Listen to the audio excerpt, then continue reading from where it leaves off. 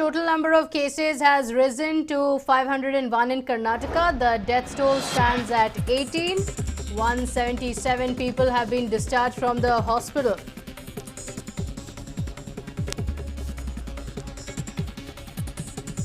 So this is the official number coming in from the State Health Department. It can be seen as a positive sign. Not much of an increase from the numbers that were given out yesterday. Of course, these are the official numbers as of noon, and a fresh medical bulletin is also issued in the evening. But now this has come as a very positive development. Just one case being reported in Karnataka. We'll get you details as well on the fresh case that has come to light, and in a few other districts as well, tests have been conducted. The results are expected only by evening, so those numbers would be coming in the evening. The district administration is tracing the contacts, the primary as well as the secondary contacts of each of the patients who have tested positive.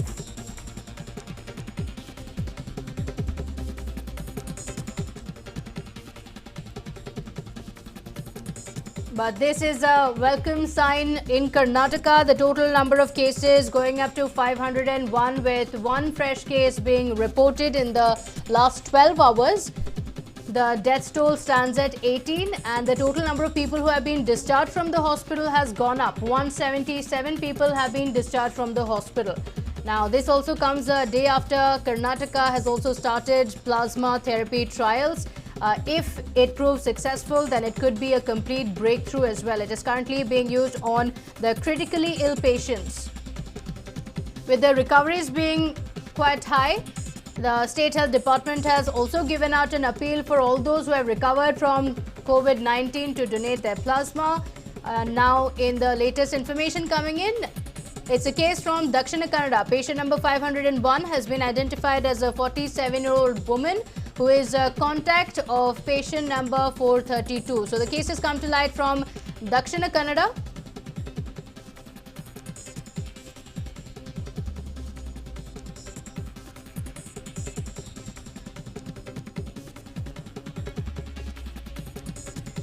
My colleague Ashish joins us live from the newsroom with more details on this. Well, Ashish, just one case being reported in the last 12 hours in Karnataka. Yes, these are dynamic numbers. It could rise, but this is extremely positive that as of noon today, only one case has been reported in the last 12 hours. This has come as a big breather in Karnataka.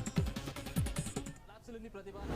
This is something that would provide a lot of relief to the authorities who have been working day and night and making sure that the number of cases do not proliferate out of reach, and also as a massive morale booster for a lot of people who have been watching this, staying at their homes, patiently following the lockdown and making sure that they do not step out. The number of cases, as we've been seeing over the past few days, has been increasing, but now just one case has been reported, and that too, it's from Dakshin Kannada, 47-year-old female that we're talking about, contact of patient number 432. Now, speaking about patient 432, we have a detail of that patient as well. So this patient number 432, which is the source of source of infection for this patient that we've been who's been tested positive today. Patient number 432 is a 78-year-old female from Bantwal in Dakshin Kannada, and the contact of patient number 390. Now, looking at patient number 390, in fact, patient number 390 was a 50-year-old woman from Bantwal and a case of SARI, and that person succumbed to COVID-19. So again, you see a chain link here. The person who first tested the positive, patient number 390, succumbed to COVID-19. From there, it was passed on to patient number 432, and from here you have patient number 501 now testing positive. So again, there is some sort of a contact history here, but where did the first person who got infected in this chain link get the virus from? That is something that remains to be seen. Case of SARI, absolutely no information where that person got the virus from, but now there is one case that is reported, and that again links back to the same patient number 390, who passed it on to patient number 432, and from there you have patient number 501 testing positive today. Right. Well, Ashish, there were concerns that were raised about the testing that needs to be increased in Karnataka. The state government has assured that the total number of tests have increased, but in the green zones it still remains quite low. But talking about Bengaluru in particular, Hongasandra had turned out to be one ward that had raised a lot of concern because of the cluster cases. It has been designated as a containment zone as well. Of course, there are several primary and secondary contacts of the one patient who are still in quarantine centers and have been tested. So these numbers, there is a likelihood that some of them could test positive, but it's a breather that even in Bengaluru, as of now, over the last few days, several cases had been reported, but today, no cases have been reported up until now.